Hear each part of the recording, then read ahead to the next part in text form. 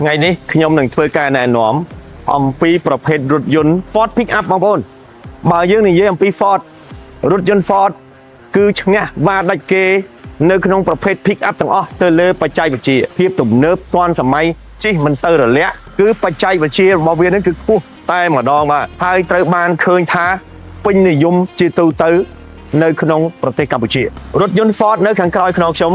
សុទ្ធតែជាប្រភេទរថយន្តដែលមានឆ្នាំខ្ពស់ចាប់ពី023ឡើងបាទ023 24 25បាទនៅខាងនេះក៏មានដែរបងប្អូនគឺសុទ្ធតែជាប្រភេទ023បាទ023 24បាទនេះគឺ Ford មាន019មាន020 021នេះបាទ Ford នៅទីនេះមានច្រើនគ្រឿងណាស់បាទមានជាង20គ្រឿងនៅខាងក្រោយក៏មានដែរប៉ុន្តែយើងដាក់អស់តែប៉ុណ្្នឹងនេះជួរមុខ Ford មួយជួរបាទគឺច្រើនមែនទែនឥឡូវនេះខ្ញុំមកឈរចំពីមុខ Toyota Rally បាទប្រសិនបើបងប្អូនចង់បានរថយន្តដែលប្រើធន់មាំតាន់រចនាបែបលក្ខណៈសាមញ្ញប្រើមិនងាយខូចអាយុវា20 30 40 50ឆ្នាំក៏គេតែនៅប្រើបានដែរប្រភេទ Toyota គឺតាន់បាទបងប្អូនណាដែលស្រឡាញ់ភាពមាំទាំភាពតាន់ប្រើយូរអង្វែងមិនងាយខូចបងប្អូនអញ្ជើញមកមើលប្រភេទ Toyota បាទ Toyota ប្រភេទឡានជប៉ុនក៏ដូចគ្នាដែរបាទ Mazda នេះវាដេញពីក្រោយព្រោះតែឈរលំដាប់លេខ1នេះគឺថា Toyota បាទសម្រាប់ភាពធន់ភាពណែនភាពតាន់ប្រើប្រាស់បានយូរគ្រឿងបន្លាស់ងាយបាទមិនខ្វះប្រើមិនងាយខូចបាទប្រើដល់50 60ឆ្នាំបានទៀតអស់នេះបាទបងប្អូនអញ្ចឹងខ្ញុំរីកខមមិនថាប្រើបានយូរមិនងាយខូចទេបងប្អូនមិញនេះគឺយើងនិយាយអំពីប្រភេទឡានម៉ាស៊ូតមាន Ford មាន Toyota Rally បាទមាន Mazda មានជាដើមឥឡូវបាទ Toyota ដូចគ្នាប៉ុន្តែប្រភេទ Tundra ឬក៏ Tacoma បងប្អូនអានេះវាប្រភេទប្រើសាំងវាស៊ីច្រើនជាងប្រភេទម៉ាស៊ូតបន្តិចមែនប៉ុន្តែដូចខ្ញុំបាននិយាយអញ្ចឹងប្រភេទ Toyota ជារថយន្តដែលប្រើធន់នឹងអាកាសធាតុប្រើធន់នឹងផ្លូវគ្រប់លំដាប់ប្រភេទផ្លូវអាលាក់ផ្លូវកហុកផ្លូវផុងផ្លូវឡើងភ្នំផ្លូវអីក៏បានដែរអានេះល្អចូលការដ្ឋានបាទចូលការដ្ឋានអា2 3មុខមិញដែលខ្ញុំណែនាំហ្នឹងគឺល្អចូលការដ្ឋានអានេះរឹតតែល្អទេព្រោះវាខ្លាំងស៊ីប្រេងជាងគេបន្តិចប៉ុន្តែសម្រាប់អ្នកដែលត្រូវការដឹកញៀវធ្ងន់បាទដឹកញៀវខ្លាំងច្រើនយកប្រភេទតាកូម៉ាប្រភេទ Tundra គឺត្រូវហើយបងប្អូនបាទចំណុចខុសគ្នាតែប្រមាណទេអាមួយស៊ីម៉ាស៊ូតអាមួយស៊ីសាំងហើយប្រើធន់មិនធន់បងប្អូនដឹងហើយ0607 20ឆ្នាំជាងហើយបងប្អូនណា20ឆ្នាំហើយអញ្ចឹងនៅតែប្រើបាននៅតែមានតម្លៃនៅតែលក់បានលុយត្រឡប់មកវិញអញ្ចឹងសម្រាប់បងប្អូនដែលមានតម្រូវការបែបចំការស្រែបែបរស់ស៊ីរបរសិប្បកម្មកសិកម្មបាទគ្រឿងសំណង់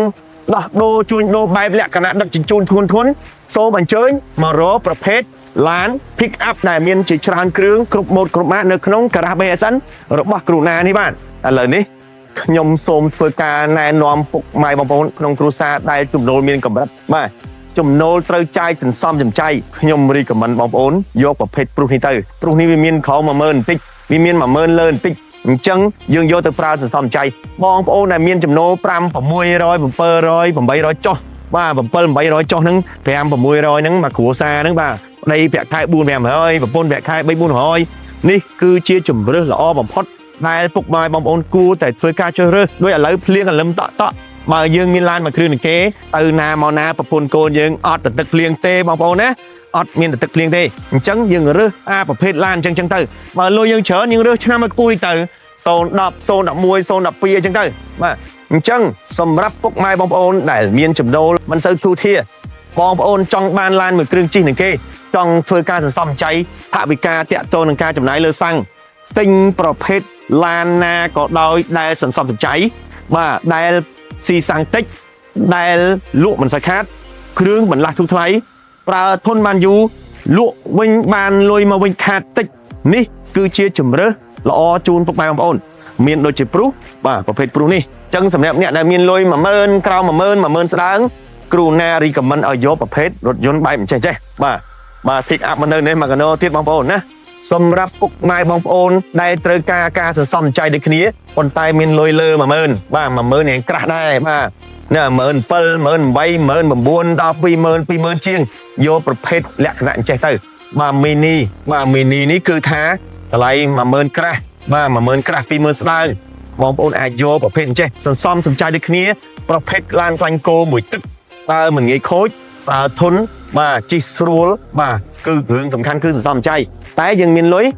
លើសពី 10000 នេះហើយបាទ 10000 នឹងខ្លះគួសមដែរអញ្ចឹងបងប្អូនយកប្រភេទអញ្ចឹងទៅនេះបាទអានេះCT 200នេះ100គីឡូស៊ីតែ7លីត្រដូចគ្នាបាទព្រុសនេះវាអូខេហើយបាទមិញខ្ញុំនិយាយពីព្រុសបាទអ្នកមានលុយក្រោម 10000 ស្ដើងយកអាឆ្នាំទៀតដល់ពេលដែលយើងមានលុយយើងគួសមដែរអានេះរឹតតែសន្សំចៃជាងអាឆ្នាំទៀតបាទ100គីឡូនៅក្នុងក្រុងស៊ីតែ4លីត្រចុច9បាទក្រៅក្រុងស៊ី5លីត្រចុច9បាទអញ្ចឹងយកឲ្យអស់នេះទៅគឺយើងរឹតតែចំណេញលក់វិញមិនសូវខាតដូចគ្នាបាទរថយន្តណាលក់ក៏ខាតដែរប៉ុន្តែយើងចំណេញអត្ថប្រយោជន៍ចំពោះការប្រើប្រាស់ហើយរថយន្តខ្លះទៀតគឺយើងយកទៅប្រើបានជាចំណូលបាទនាំជាលៀបនាំជាជ័យនាំជាកិត្តិយសបាទនាំជាកិច្ចសហការផ្សេងមកកាន់បងប្អូនបាទឥឡូវចូលមកដល់កាមេរី 10000 ក្រាស់ 20000 ជាងគឺយើងយក HF 250នេះក៏បានដែរអានេះស៊ីសាំងប្រហែលព្រុសទេបងប្អូនណាខុសគ្នាតែបន្តិចតែប៉ុណ្ណោះបាទជើង HF 250នេះគឺទំនើបប្រព័ន្ធសុវត្ថិភាពវាទំនើបតែម្ដងអញ្ចឹងបងប្អូនត្រូវការសន្សំចៃទំនើបស៊ីវិល័យល្មមស្អាតសម្រាប់យុវវ័យយកអស់នេះទៅត្រូវហើយបាទអានេះកាមេរី07យើងឃើញហើយតែងតែពេញនិយមទូទាំងប្រទេសកម្ពុជាជិះនឹងល្អ100គីឡូស៊ី7 8លីត្រហ្នឹងហើយបាទលើសខ្វះគ្នាតិចតួច Hybrid ស៊ីតិចជាងតិច LE ស៊ីច្រើនជាងតិចចំណុចគុណសម្បត្តិគុណវិបត្តិមានរៀងខ្លួនអញ្ចឹងបងប្អូនយកប្រភេទបែបនេះក៏បានដែរបាទនេះតាម 10000 ជាងទេបាទ 14000 15000 16000 17000 ជាដើមបាទ 17000 ជាងហ្នឹងឥឡូវចូលមកដល់ឡានទំនើបស៊ីវិល័យស៊េរីកណ្ដាលបាទនេះប្រើប្រាស់រៀងយូរដែរហើយចាប់ពី0607បាទទីទៅ GS 300នេះគឺប្រណិតទំនើបជិះស្រួលនិងប្រើធន់បាទស៊ីវិល័យស៊ីសាំងច្រើនជាងអាមុនបន្តិចបាទចំណែកដល់អាមុនស៊ីតិចទេអានេះស៊ីច្រើនជាងអាមុនបន្តិចបាទ100គីឡូស៊ី10លីត្រឡើងបងប្អូនណា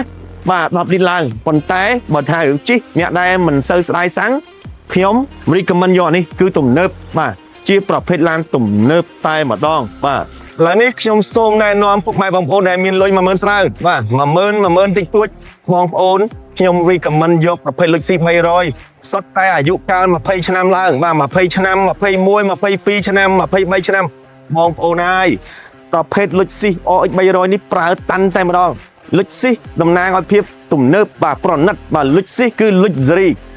ហ្នឹងគឺថាជាប្រភេទឡានទំនើប OX 300ចាប់ពីឆ្នាំ2000 2001 2002 2003ឆ្នាំ99បងប្អូនមកមើលនៅការ៉ាបេសិនមានគ្រប់ពណ៌គ្រប់ឆ្នាំគ្រប់ option គ្រប់ប៉ុងនិងគ្រប់ផ្នែកលេខម៉ែបងប្អូនដែលមានលុយ 10000 ស្ដើងជិះស្រួលប្រើធន់100គីឡូស៊ី9លីត្រ10លីត្រអីបន្តិចតួចចំណេញបាទមានលុយតែ 10000 ស្ដើងគឺអាចយកទៅប្រើប្រាស់បានហើយអញ្ចឹងបើយើងអត់មានលុយច្រើនដូចគេទេណែ recommend ពីគ្រូណាយកទៅអានេះប្រើមិនងាយខូចលក់វិញខាតមកល្មមអត់សូវខាតច្រើនទេបាទបងប្អូនជិះឆ្អែតមកវាយដូរវិញនៅការ៉ា BSN មកវាយដូរជាមួយគ្រូណាមកបងប្អូនបាទខ្ញុំអះអាងធានាជូនបងប្អូនថាទទួលទិញចូលមកវិញគ្រប់ពេលវេលាពុកម៉ែបងប្អូនដែលមានលុយ 10000 ក្រាស់ទៅ 20000 ស្ដើងលុចស៊ី OX 330គឺជាជម្រើសមួយដែលល្អមានលុយ 10000 ស្ដើងយកលុចស៊ី OX 300ឬក៏ Highlanderមានលុយ 10000 ក្រាស់ទៅ 20000 ជាងបងប្អូនយក 400H បាទ100គីឡូស៊ីតែ8លីត្រទៅ9លីត្រជិះស្រួលហាប់ណែនកម្លាំងខ្លាំងស្ទុះល្អប្រើធន់ដូចគ្នាអញ្ចឹងលុចស៊ី OX 330ក៏បាន 400H ក៏បានអ្នកណាចង់សន្សំចៃយក 400H បាទអ្នកណាមិនខ្វល់ពេលសាំងយក 330អ្នកណាមានលុយ 10000 ស្ដើងយក300យក Highlander យក Balance យកព្រុសយក Ray4 គឺជាឡានដែលពេញនិយមនៅក្នុងប្រទេសកម្ពុជាបងប្អូនណាដែលមានចំណូលលើសពី800មក1000ជាងនេះបាទ350 450 200T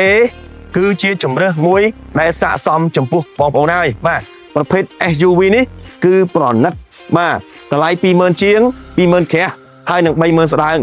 មកមើលនៅការ៉ា BSN គឺមានជូនបងប្អូនបាទមិនខ្វះទេបាទមានជូនបងប្អូនមើលលេងកំសាន្តបាទដោយសប្បាយរីករាយបាទអញ្ចឹងសម្រាប់បងប្អូនដែលមានតម្រូវការប្រភេទខ្នាតរថយន្តលុចស៊ី OX 350 450 200T គឺពេញនិយមនៅក្នុងប្រទេសកម្ពុជារាល់ថ្ងៃខ្ញុំកំពុងជិះដែរបាទ 200T នេះមាន015 016លុចស៊េរីក៏មាន Export ក៏មានដែរគឺមានច្រើនជម្រើសបងប្អូនតែញអស់ហ្នឹងទៅគឺសន្សំសំចៃដូចគ្នាអានេះ mini ជិះស្រួល100គីឡូ7លីត្របាទ7លីត្រដូចគេចាត់ចឹងបាទ ខ្ញុំជីហើយឯងបាទគឺទំនើបប្រណិតជីស្រួលមែនទេ Highlander បាទ13000 14000 15000 16000 17000 20000ជាងបាទនេះ08ដូររៀងបាទអានេះ08 09នេះដូររៀងហើយនិយាយពីថាស្អាតអត់ចាញ់អាឡានផ្សេងទេបងប្អូនបាទប្រភេទខ្លះហ្នឹងគឺមានកៅអី3ជួរទៀតបាទបងប្អូនអញ្ជើញមកមើលមក Highlander ចាប់ពី01ដល់07 08 09 010គឺមានច្រើនណាស់នៅ Garage BSN 7សាខានៅរាជធានីភ្នំពេញមានឡានជាង300គ្រឿងនៅគ្រប់ក្រាស់ទាំងអស់បងប្អូនអាចធ្វើការរើសតាមចិត្តតម្លៃដាក់រួចជាស្រេចលក់ច្បាស់លក់អត់មានកងតម្លៃបងរំលោះក៏ប៉ុណ្ណឹងទិញដាច់ក៏ប៉ុណ្ណឹងលក់ជាមួយធនាគារក៏ប៉ុណ្ណឹងបងលុះទាល់ជាមួយក្រាស់ក៏ប៉ុណ្ណឹងអញ្ចឹងអត់មានបាច់ភ័យបារម្ភអ្នកណាដាក់លើក្រមអីទេកងតម្លៃអីអត់មានទេបងប្អូនបាទនេះបាទច្រើនណាស់សុទ្ធតែជាប្រភេទរថយន្តដែលត្រូវបានធានាចេញពី Garage BSN សម្រាប់បងប្អូនទូទាំង25ខេត្តក្រុងដែលមានតម្រូវការរថយន្តហើយត្រូវការទីកន្លែងហាងដែលមានទំនុកចិត្តពិតប្រាកដច្បាស់លាស់សូមអញ្ជើញមកមើលនៅ Garage BSN ទាំងទិញដាច់និងធ្វើការបង់រំលោះសម្រាប់គោលការណ៍នៃការបង់រំលោះបងប្អូនមានតែ30ទៅ40%នៃតម្លៃរថយន្តបងប្អូនអាចធ្វើការបង់រំលោះបាន10000ត្រូវមាន3000ទៅ4000បាទ20000ត្រូវមាន6000ទៅ7000អាចទិញរំលោះជាមួយក្រាស់ផ្ទាល់បានហើយសម្រាប់បងប្អូនដែលត្រូវការរំលោះជាមួយធនាគារដៃគូបងប្អូនអាចរំលោះចូលរួម10 20% 30% 40% តាមចិត្តបងប្អូនបើអត់មានលុយអាចរំលោះផ្ទាល់100% តែម្ដងបាទបងប្អូនដែលត្រូវការលុយសម្រាប់ប្រវត្តិរស់ស៊ីអត់ចង់ដកលុយចេញមកបងប្អូនអាចធ្វើការបង់រំលោះសុទ្ធជាមួយGarage BSN ធានាចេញពីខ្ញុំជាម្ចាស់Garageនិងជាថៅកែធំរបស់ BSN តទាំងអស់ចឹងបងប្អូនមានតម្រូវការកុំភ្លេចតាក់ទងខ្ញុំនឹងលក់ជូនក្នុងតម្លៃពិសេសជូនបងប្អូនបាទខ្ញុំជាអ្នកមានសិទ្ធិសម្រេចចិត្តចុងក្រោយលើតម្លៃទាំងមូលរបស់Garage BSN តែម្ដងបាទថែមថយនៅលើខ្ញុំតែម្នាក់គត់បាទអរគុណ